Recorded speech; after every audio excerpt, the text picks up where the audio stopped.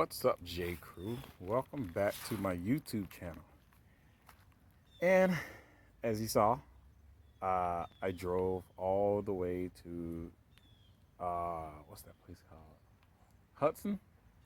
It's like an hour and 34 minutes away from me. So I bought this.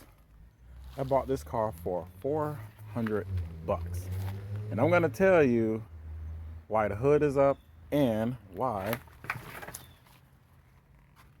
the spark plug is out. I'm going to tell you. So stay tuned for that. Okay. Story behind it. I bought the car for $400. The car was running great. The car was running fine. It doesn't have the catalytic converter on because I guess the car had been in an accident right here. So they tried to fix it, but I guess the owner didn't want to fix it, so they got a new car. So the catalytic converter is right here. It's right there. So I drove the car an hour without the catalytic converter. So this is what it looks like when I was driving. Without that catalytic converter, it was loud. It was really, really loud. It was loud as all outdoors. So, almost fell. So I was driving the car fine. It got 233,000 miles on it. It ran perfect. But the thing is, when we got near Skyway Bridge, the oil light came on. So I was like, okay, let me shut it off. So I shut it off. And then it cooled down because I think the engine was heating up, not overheating or anything. I think it was just getting hot because of the exhaust. So I cranked it back up, and as soon as I hit the gas and the car was getting up to speed, and then the oil light came back on, and then all of a sudden the car shut off. So this is what it's doing. Let's see. This is what it's doing right now. The car is beautiful. The car is a very beautiful car. So let me show you what it's doing. Yep. The engine has locked up.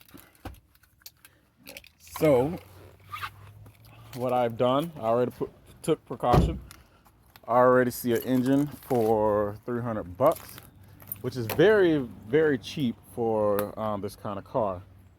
So, and it got interchangeable parts like the Nissan Murano and the Nissan Quest. But I will, if the Nissan Murano is, since it's rear-wheel drive, if it's rear-wheel drive, I will have to change the transmission. So, yeah, that's that. But let me take you around and show you the outside and the interior of the car. And let's prep this engine to come out. Okay, it's 2005 Nissan Maxima with 233,000 miles on the clock. It isn't like my brother's car, which I like, because my brother has the long sunroof. This one is pearl white. His is silver, gray, one of those colors. The bumper is off. The bumper is right here, and it's like crashed because it's been in a car accident. I bought this car from a collision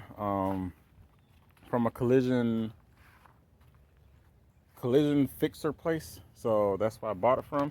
And it was far. It was out of my jurisdiction. So yeah, it was me and my brother. We went to go get it, and yeah.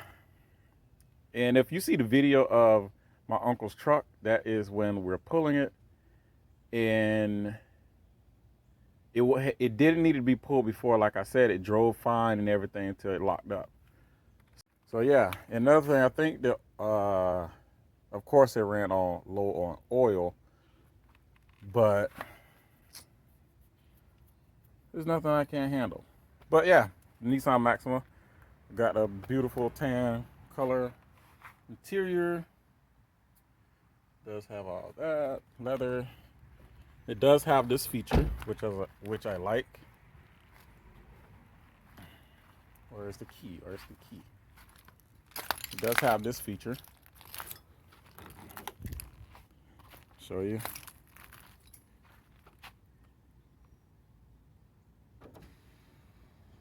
Just hold it down. So, and it have another cool feature, which is the mirror. Show you what that do. You push this button right here, and voila. Just shut it. Does have heated seats and all that. Got the Bose system.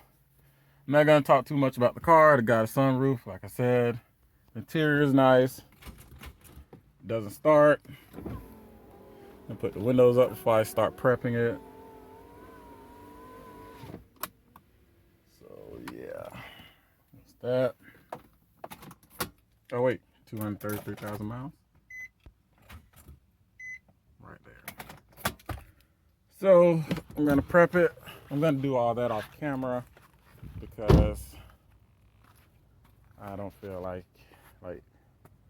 you know, I did this too many times with cars, taking engines out and put them back in. And so, yeah, that's that. Oh, and by the way, I'm taking this to the junkyard. This right here. I am taking this to the scrap yard. This car is done.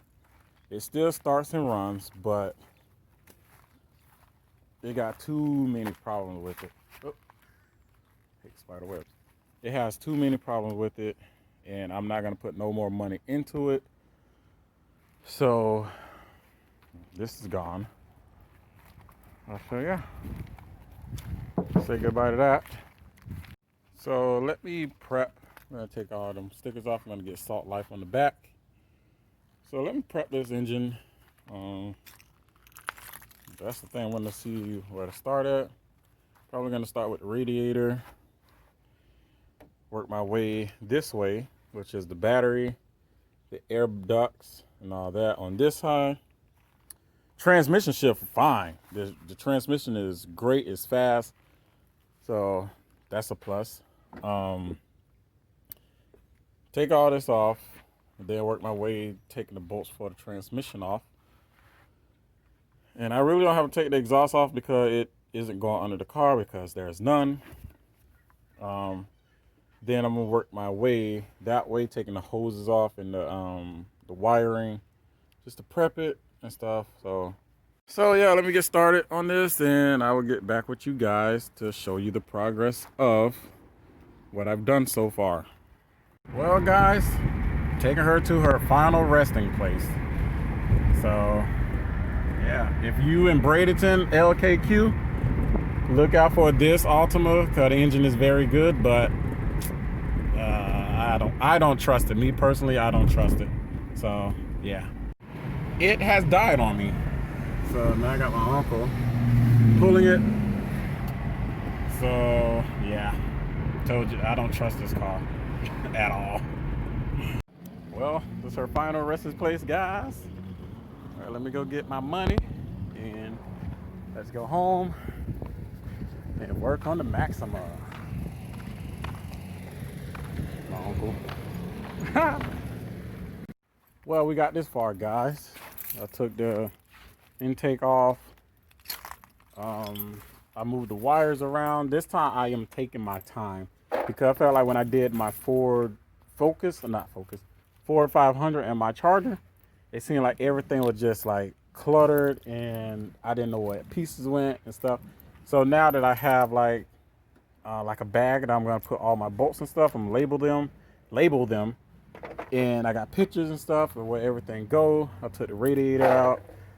Good thing I don't have to take off the manifold from under the subframe because it's already off, which is good. So next step, probably in the next video, I will try to get shots in the next video of me like removing bolts and stuff, and probably the engine, maybe the engine, I don't know. So next up is probably take the alternator off.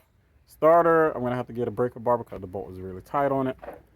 So I'm gonna do like the little same thing I did with my Charger, which is I'm gonna break the engine down break the engine out, even though it's gonna take time, but I have time. I'm gonna break the engine down and go from there, because for me it's more easier, and I'm gonna have to still get a engine hoist. When I was younger, we used to hook them up to the tree, but not that tree, but it was like a tree that we could have hooked the chain up and then dropped the engine, put the engines out and stuff like that.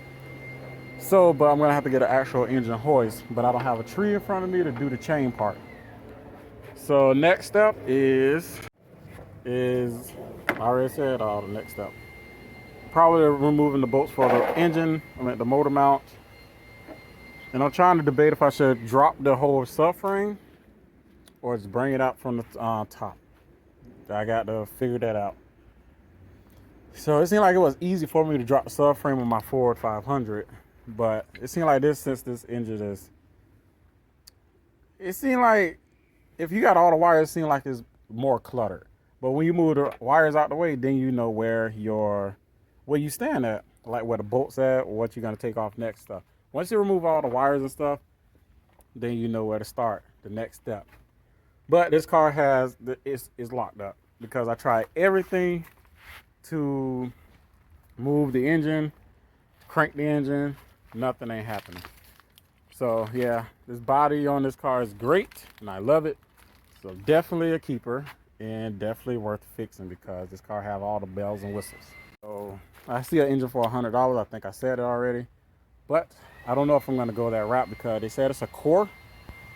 And when a core is a core, it means it came out of a car that didn't run. So that's probably off the books. So I might go to my local Pull and Go, get one for $383, and just look for a wrecked car and just go from that. Whatever. But if you own one of these cars, please give me tips, give me tricks, give me things that I should know. Does a Nissan Murano engine fits in here? I'm pretty sure. It's just transmission because it's a rear-wheel drive. No, four-wheel drive. If it's four-wheel drive, then have a little complication. And plus, the Nissan Quest has the same engine. And I think the Infiniti i35, I think. Correct me if I'm wrong. But whatever engine that can fit in this car, please let me know. Comment down below and please let me know. Tell me what to do. I'm not afraid to ask for help. So like I said, Nissan Murano, Nissan Quest, 2003, I think, to 2007, I think, has the same engine as this. 2009, no. 2010, no. Those are different engines, so I can't do those, which is obviously because it's a new body style. But if you guys like this video, please like, share, and subscribe to my channel, and comment down below. Thanks for watching.